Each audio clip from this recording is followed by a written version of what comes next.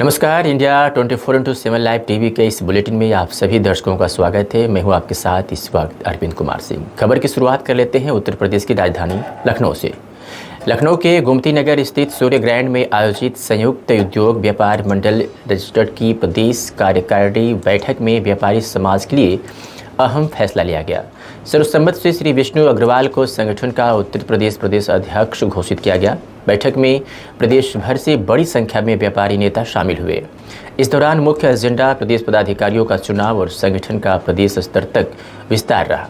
नवनियुक्त प्रदेश अध्यक्ष विष्णु अग्रवाल ने स्पष्ट कहा, अब व्यापारी केवल करदाता नहीं रहेगा बल्कि राजनीति में अपनी हिस्सेदारी भी सुनिश्चित करेगा। व्यापारी समाज अर्थव्यवस्था का सृजन करता है, इसलिए राजनीति में उसकी भागीदारी नितांत आवश्यक है। व्यापारी हक और सम्मान की लड़ाई के लिए एकजुट है और हमारी ताकत इतनी बड़ी है कि सरकारों को व्यापारी वर्ग की आवाज़ सुननी ही पड़ेगी। वहीं संरक्षक एवं प्रदेश महामंत्री संगठन भोला गिरधरी ने कहा, व्यापारी समाज हर संकट की घड़ी में आगे रहा है। जैसे हम समाज से धन अर्जित करते हैं, वैसे ही समाज और सामाजिक कार्यों में भी योगदान देंगे।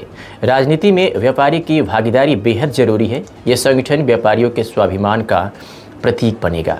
बैठक से निकला साफ संदेश यह है कि आने वाले समय में व्यापारी समाज राजनीति में अपनी मजबूत भागीदारी दर्ज कराने को पूरी तरह तैयार है। एक बड़ी तत्परता की जा रही है, नई टीम गठित हुई है। किस तरह की टीम है, किस तरह के आप कार्य करेंगे व्यापारियों के लिए? सबसे पहले मैं तो राष्ट्रीय नेतृत्व को धन्यवाद देता हूं और प्रदेश नेतृत्व, प्रदेश के जो मेरे संरक्षक गण हैं और पदाधिकारी गण हैं जिन्होंने मुझ पर विश्वास जताया, मैं सबको बहुत बहुत धन्यवाद देता हूं कि उन लोगों के निर्देशानुसार मुझे प्रदेश अध्यक्ष बनाया गया है। इस संयुक्त उद्योग व्यापार मंडल का मुख्य उद्देश्य, संगठन का मुख्य उद्देश्य प्रदेश में व्यापारियों की राजनीति में भागीदारी निश्चय करना है और ये निर्णय लिया गया कि व्यापारी जो इस अर्थव्यवस्था का सृजन करता है उसको राजनीति में भागीदारी होनी चाहिए और इसी कारणों से हम लोगों ने प्रदेश में इसका गठन किया गया है। प्रदेश के करीब 30 जिलों में इसका गठन हो चुका है। इसकी घोषणा हर जिलेवार की जाएगी और 75 जिलों में हम लोग का पूरा लक्ष्य है कि हर जिले में इस संगठन का गठन किया जाएगा। प्रदेश में अभी 23 जिलों के जो है पदाधिकारी बंधु प्रदेश के पदाधिकारी बनाए गए हैं। हमारे संरक्षक और हमारे प्रभारी आदरणीय श्री भोला गिरधरी जी भी जो हम लोग के मार्गदर्शक हैं, आपके नेतृत्व में इस टीम की गठन की गई है। तो बात कर लें, और भी संगठन है, व्यापारी संगठन है, आपके संगठन की क्या प्राथमिकताएं रहेंगी व्यापारियों के लिए? प्रदेश में जितने और व्यापारिक संगठन हैं उनके साथ साथ हमारा जो संगठन, उनके मूलभूत उद्देश्यों में जो है फर्क है। अभी तक जितने प्रदेश में व्यापार मंडल हैं सब अपने हिसाब से काम कर रहे हैं, सभी व्यापारी के हितों के लिए ही काम कर रहे हैं।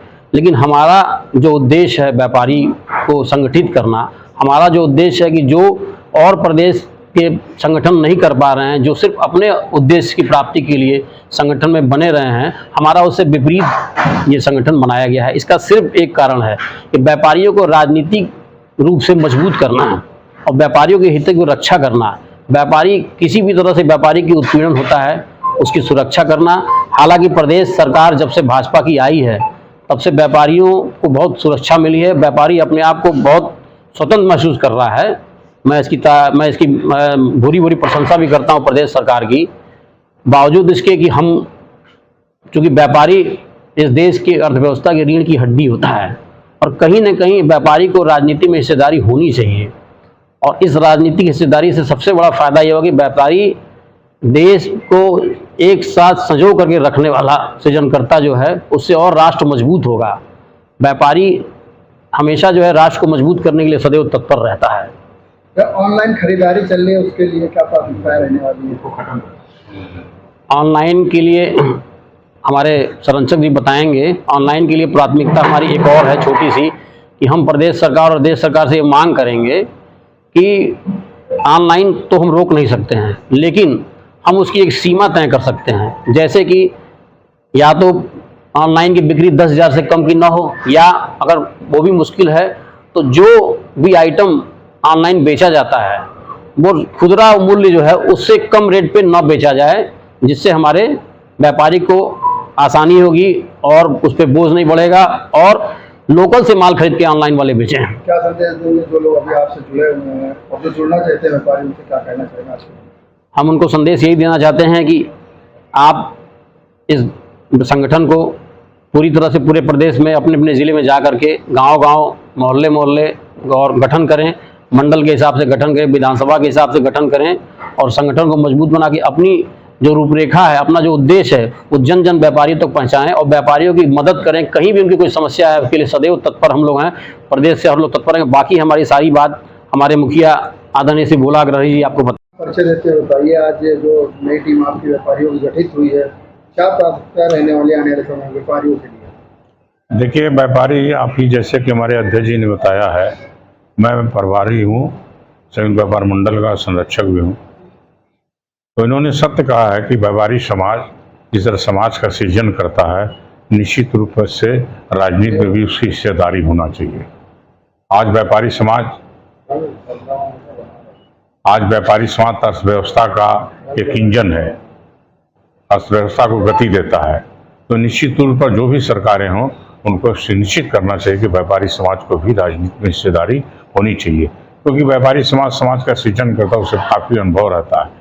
और हमारे संगठन का उद्देश्य यह है कि व्यापारियों का उत्पीड़न न हो और समय समय पर व्यापारियों को सरकार के द्वारा जो नियम लागू किया उससे अपडेट करके उनको जानकारी देना, ये हमारा उद्देश्य है।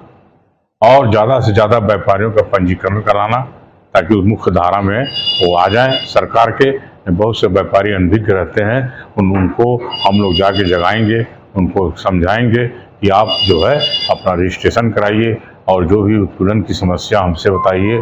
ये हमारा मुख्य मोटिव है। बात कर ले जीएसटी, सबसे बड़ी समस्या है व्यापारियों की। अभी लाल किले से शासन द्वारा कहा गया है कि इसको थोड़ी सी छूट मिलेगी, उसको लेकर क्या? देखिए, जब से जीएसटी मोदी जी ने इम्प्लीमेंट किया, समय समय पर एक कमेटी बनी है। हर स्टेट के सचिव जो है, वित्त सचिव, उस कमेटी में भाग लेते हैं और अपना राय देते हैं। करीब 900 बार जीएसटी को सरलीकरण कर दिया गया। इधर कुछ समय से मांग चल रही थी स्लैब में बदलाव के लिए, जिसको लाल किले के प्रचार से मोदी जी ने जीएसटी की सरलीकरण करने के लिए 2 स्लैब 5 और 12 की स्लैब जो है उसको लागू करना चाहते हैं। और जल्द ही 1 महीना में उन्होंने आश्वासन दिया है। इससे जब 5% स्लैब में हमारे उपभोक्ताओं को बहुत बड़ा राहत मिलेगा और हमारे व्यापारियों को बहुत बड़ा, जैसे मान लीजिए गारमेंट 1000 का खरीदे 5%, 1000 से ऊपर 18%, तो इसको समय डाइल्यूट करके अब इस प्रक्रिया से निकाल के इसको सरलीकरण कर रहे हैं। इससे व्यापारियों को भी फायदा होगा और क्या बोलता है, उपभोक्ताओं को भी जो नया